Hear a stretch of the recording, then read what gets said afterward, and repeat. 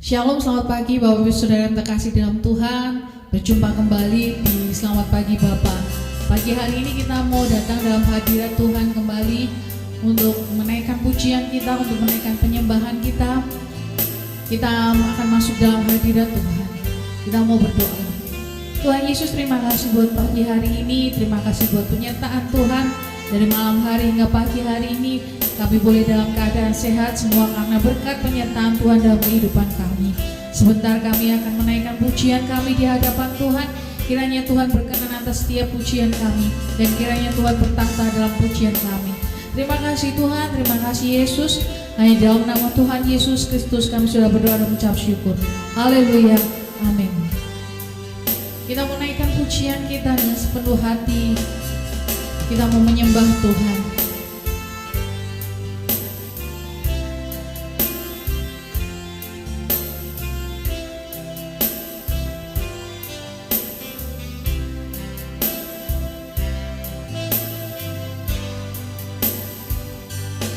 Sekalipun aku dalam lembah gelap, ku tak takut sebab Kau besertaku.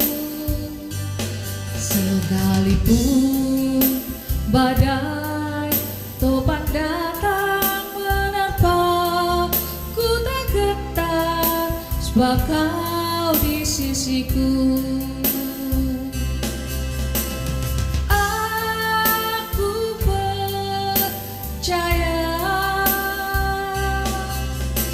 Berkat-Mu atasku melimpah, kebajikan, kemurahan selalu mengikutiku. Ku puji, ku sembah Kau Tuhan.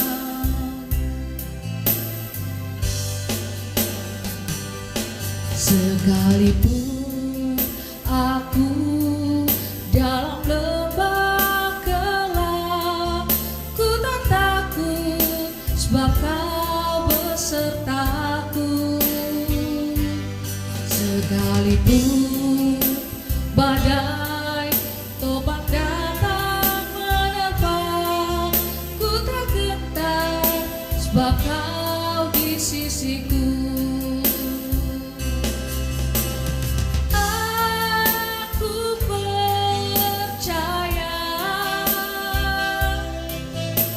Berkat-Mu atasku melimpah,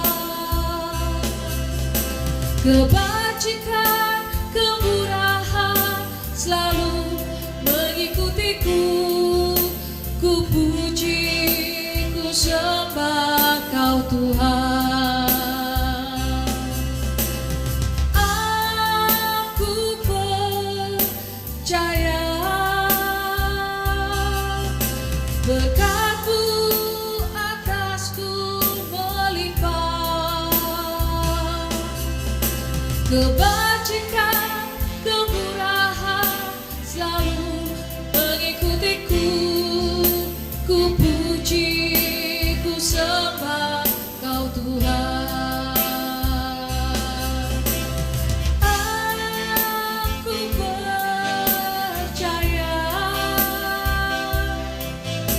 berkat-Mu atasku melimpah, kebajikan,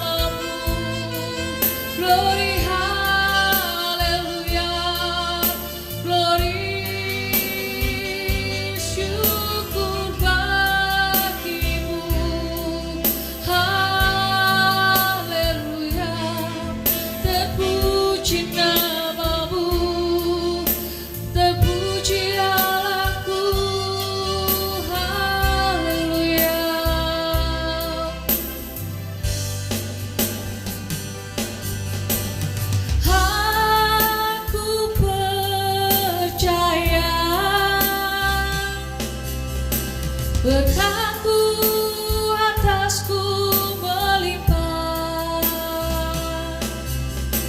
kebajikan, kemurahan selalu mengikutiku. Ku puji, ku sembah Kau Tuhan.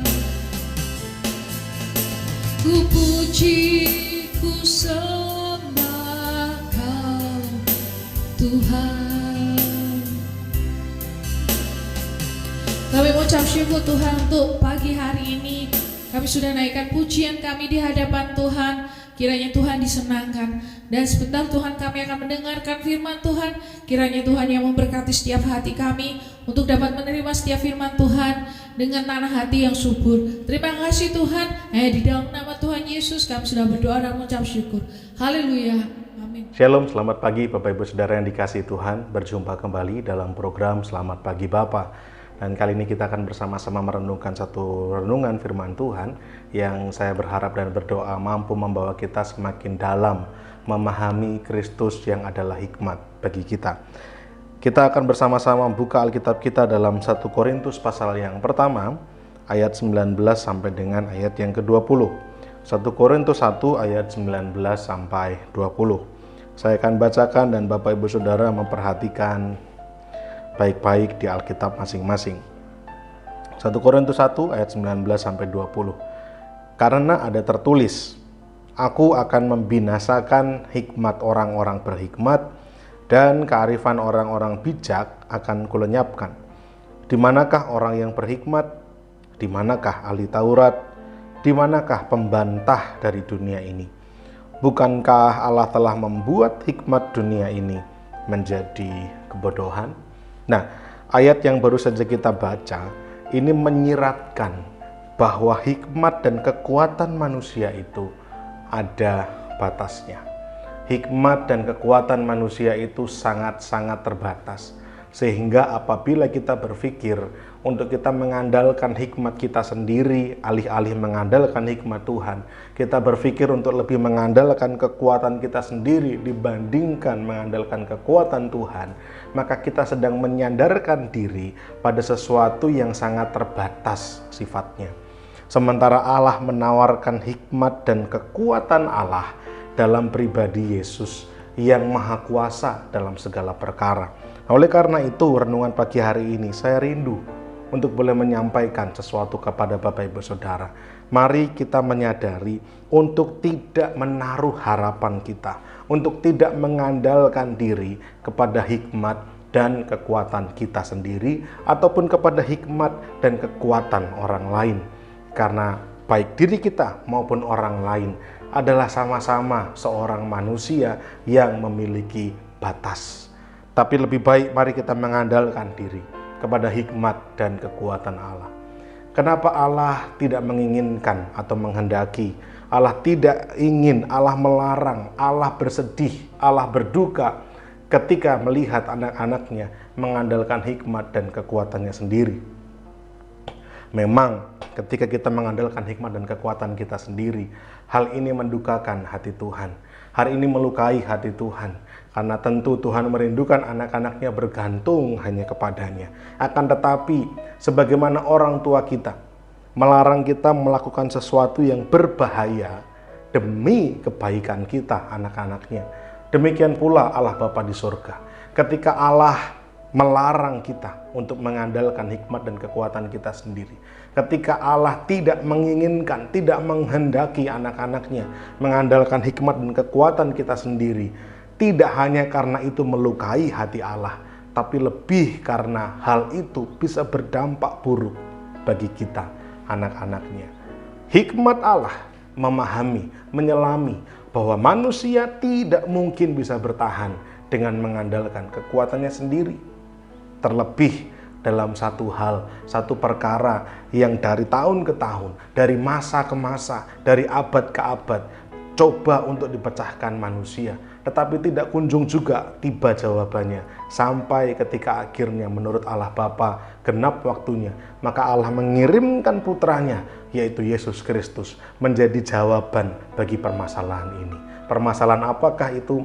Permasalahan kepastian keselamatan.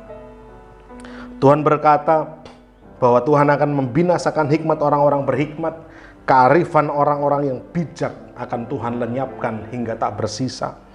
Sampai-sampai ada pertanyaan, di manakah orang-orang yang berhikmat? Di manakah ahli Taurat? Di mana para pembantah, para pengkritik dari dunia ini? Karena pada akhirnya semua hal yang berasal dari dunia ini di mata hikmat Allah, di hadapan Kristus Yesus adalah sebuah kebodohan. Karena ternyata keselamatan hanya bisa didapat melalui pribadi Kristus Yesus, bukan melalui hikmat-hikmat dan kearifan manusia. Kepandaian kita, kekayaan kita, kekuatan kita, jabatan kita, semua yang kita banggakan di dunia ini, semuanya sangat terbatas. Tidak ada satupun dari hal-hal yang saya sebutkan ini mampu dijadikan jaminan yang kuat untuk kita dapat mengenal Allah dan memperoleh kepastian keselamatan. Tidak ada. Hanya ada satu hal yang menjadi kekuatan Allah, yang menjadi hikmat Allah untuk bisa membawa kita memperoleh kepastian keselamatan. Dan itu adalah pribadi Yesus Kristus. Ada banyak orang di dunia ini memilih untuk tidak mau percaya dengan Tuhan, tidak mau percaya kepada Tuhan. Kenapa? Karena mereka merasa sudah cukup kuat dalam hidupnya. Mereka merasa sudah bisa berjalan sendiri tanpa bantuan pertolongan tangan yang tidak terlihat, yaitu tangan kuasa Allah. Berapa banyak manusia memilih untuk menjadi tidak percaya kepada adanya Allah karena mereka merasa sudah bisa dengan mengandalkan hikmat dan kekuatannya sendiri. Mereka merasa tidak lagi membutuhkan kehadiran Tuhan. Tidak hanya orang-orang di luar sana yang memilih untuk tidak percaya kepada Allah. Bahkan kita bisa mendapati ada orang-orang Kristen yang walaupun sudah Kristen, tapi ternyata masih memilih untuk mengandalkan kekuatannya sendiri. Tidak mau mengandalkan Tuhan, tidak mau percaya kepada Tuhan. Hal ini tentunya menjadi sebuah ironi. Oleh karena itu Bapak Ibu Saudara yang terkasih di dalam Tuhan, pagi hari ini saya mengingatkan, mari kita bersama-sama menyadari dan mengingat hal ini, bahwa hikmat dan kekuatan kita sangat terbatas. Di hadapan hikmat dan kekuatan Allah, yaitu Yesus Kristus, apa yang kita anggap sebagai kepandaian kita, apa yang kita anggap sebagai kebijaksanaan kita, sebagai kekuatan kita, itu semua adalah sebuah kebodohan. Tidak ada bandingannya dibandingkan dengan pribadi Kristus Yesus. Oleh karena itu, mari kita mengandalkan andalan yang tepat. Bukan diri kita sendiri, bukan juga orang lain yang kita anggap lebih kuat, lebih bijaksana daripada kita. Tapi mari kita bersama-sama mengandalkan Tuhan sebagai satu-satunya pribadi yang bisa kita percaya dan bisa kita andalkan. Yesus Kristus yang adalah hikmat dan kekuatan Allah itu sendiri. Kiranya boleh menjadi berkat untuk kita semua. Selamat pagi dan Tuhan memberkati. Mari kita berdoa. Bapa di sorga, kami bersyukur untuk firman Tuhan pagi hari ini. Kami diingatkan bahwa hikmat dan kekuatan manusia sangat terbatas. Adalah sebuah keputusan yang bodoh apabila kami mengandalkan kekuatan dan hikmat kami sendiri, atau bahkan kami lebih mengandalkan orang lain. Manusia memiliki batas kekuatan. Oleh karena itu Bapa, pagi hari ini ajar kami, terus ingatkan kami untuk hanya mengandalkan Tuhan Yesus Kristus saja, seorang pribadi yang menjadi hikmat Allah dan kekuatan Allah. Hikmat Allah yang mampu menjelaskan dengan jelas kepada kami kasih Allah Bapa yang begitu luar biasa kepada manusia, dan kekuatan Allah yang mampu meremukkan kutuk dosa, membawa kami dari kebinasaan kekal kepada keselamatan kehidupan kekal. Terima kasih Tuhan untuk berkat yang indah ini. Biarlah kami terus mengingatnya, biarlah hanya Yesus Kristus saja satu-satunya yang menjadi hikmat dan kekuatan bagi kami. Terima kasih Tuhan. Dalam nama Tuhan kami Yesus Kristus, kami telah berdoa dan mengucap syukur. Haleluya. Amin. Kita akan memasuki saat teduh. Tetapi apa yang bodoh bagi dunia dipilih Allah untuk memalukan orang-orang yang berhikmat. Dan apa yang lemah bagi dunia dipilih Allah untuk memalukan apa yang kuat.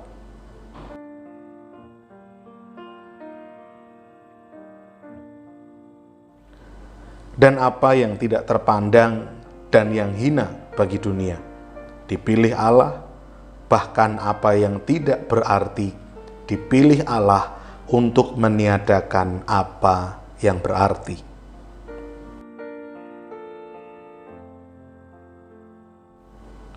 Supaya jangan ada seorang manusia pun yang memegahkan diri di hadapan Allah.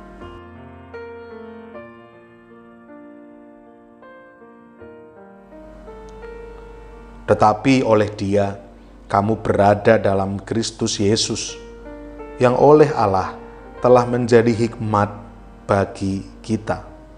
Ia membenarkan dan menguduskan dan menebus kita.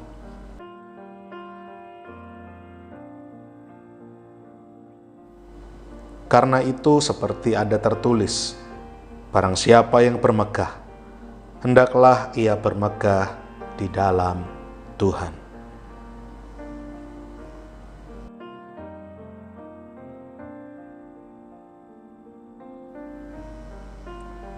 Kita akan berdoa untuk beberapa pokok doa. Bapak, Ibu, Saudara, silahkan berdoa, mendoakan pokok-pokok doa yang tercantum di layar.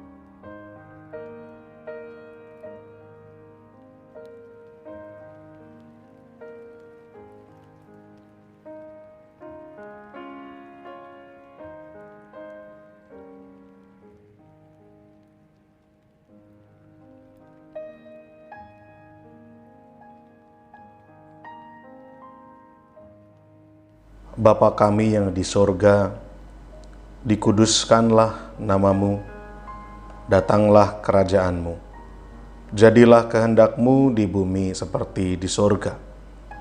Berikanlah kami pada hari ini makanan kami yang secukupnya, dan ampunilah kami akan kesalahan kami, seperti kami juga mengampuni orang yang bersalah kepada kami. Dan janganlah membawa kami ke dalam pencobaan, tetapi lepaskanlah kami daripada yang jahat. Karena Engkaulah yang empunya kerajaan dan kuasa dan kemuliaan sampai selama-lamanya. Amin. Puji Tuhan, Bapak Ibu Saudara yang terkasih dalam Tuhan, kita sudah memuji Tuhan dan mendengarkan firman Tuhan pada pagi hari ini. Sebentar saya akan informasikan kegiatan sepekan MCC. Hari Senin ada latihan tamborin setiap jam 5 sore. Lalu hari Kamis ada latihan pujian setiap jam 6:30 malam. Lalu hari Jumat ada menara doa kota di Hotel Haris lantai 16 setiap jam 6 sore. Lalu hari Sabtu ada ibadah pemuda remaja Metanex setiap jam 5:30 sore. Lalu hari Minggu ada ibadah sekolah minggu setiap jam 7:30 pagi.